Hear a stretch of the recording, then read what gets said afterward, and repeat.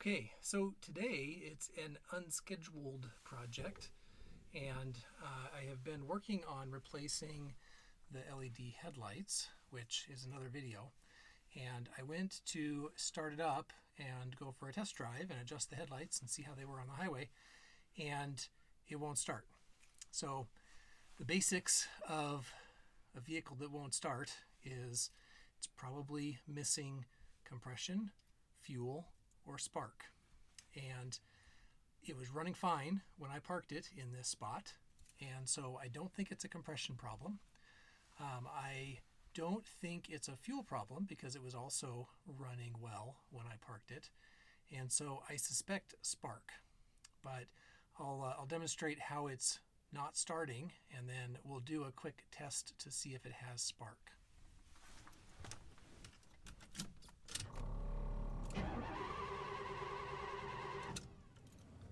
So cranking, but no firing, no starting. So I suspect this is spark. We'll test that out here in a second. Okay, so I've taken off one of the spark plug wires, and I put a screwdriver in here to make contact with the end of the cable. And there's a tester for this also, which I can't find at the moment, but it would plug into this like a spark plug and then have a adjustable gap and then something to ground. But the screwdriver fits in there just fine. I'll hold it by the rubber part so I don't electrocute myself.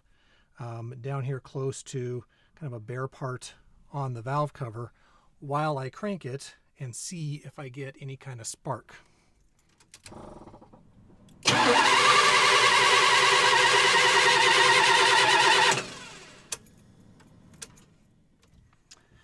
And no spark at all. So next step is to start testing signals to the distributor and the coil to see if we're getting a signal to the coil to make the spark happen. So start going through the diagnostic steps. All right, well, it's time to start doing some troubleshooting. Now, I found this great guide here, the HEI No Spark Blues, and I will link this. It's from a GMC website, but I'll link this in the comments of the video.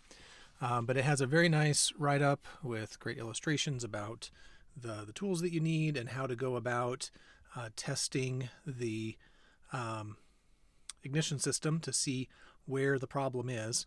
So we've already tested and found that there is no spark.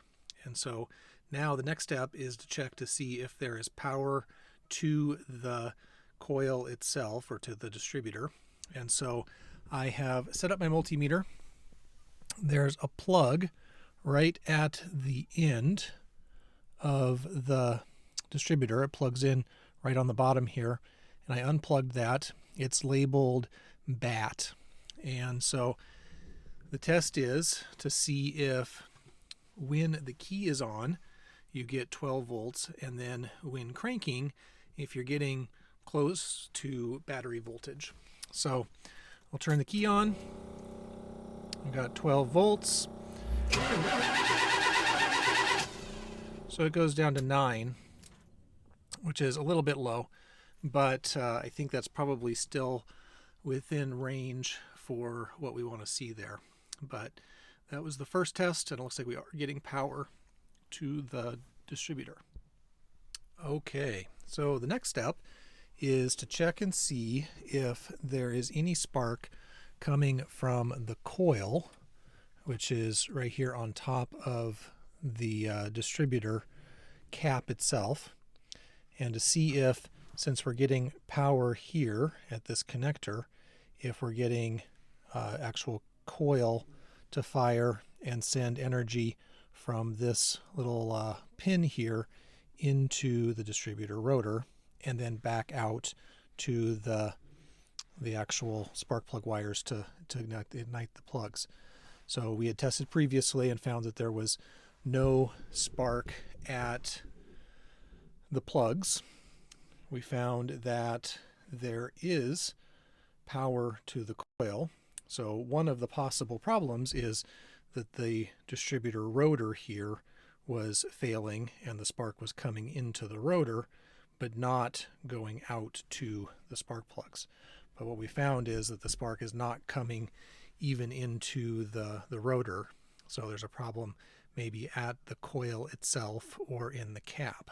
So a couple of things to test here. Now, apparently there's a cool little tool that plugs in to the bottom of this so that you can test to see if there's spark there.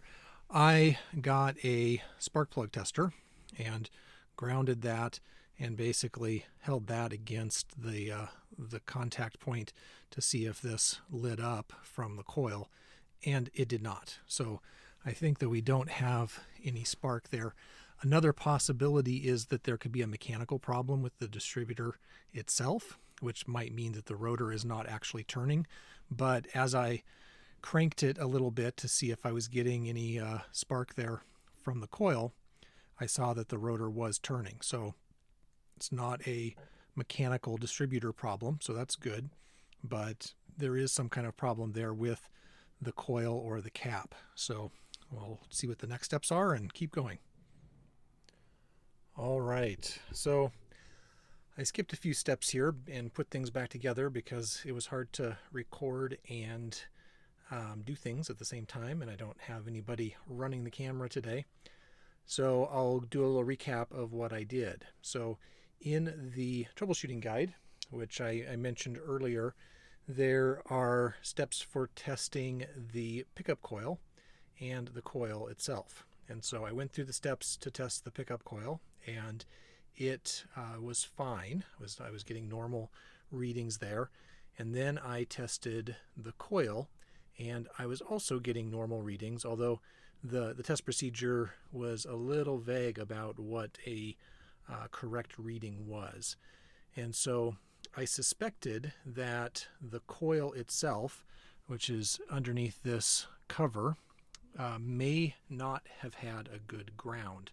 And I had a experience with that on this vehicle a few months ago, and I cleaned up the ground connection between the pin that comes out in the middle of the connector here, and where it comes over and touches the frame on the coil itself.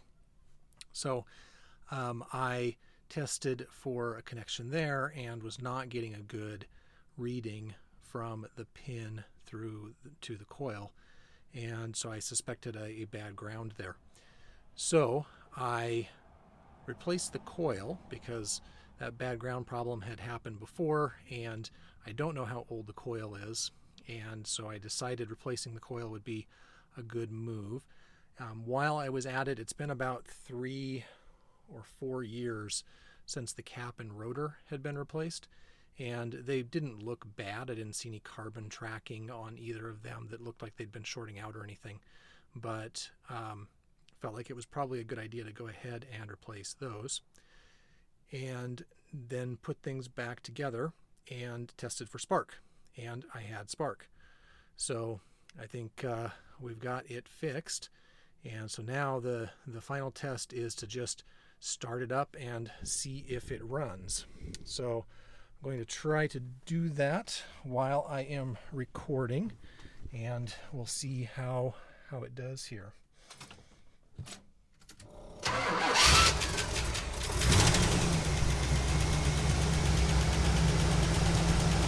And it works. We fixed the ignition problem.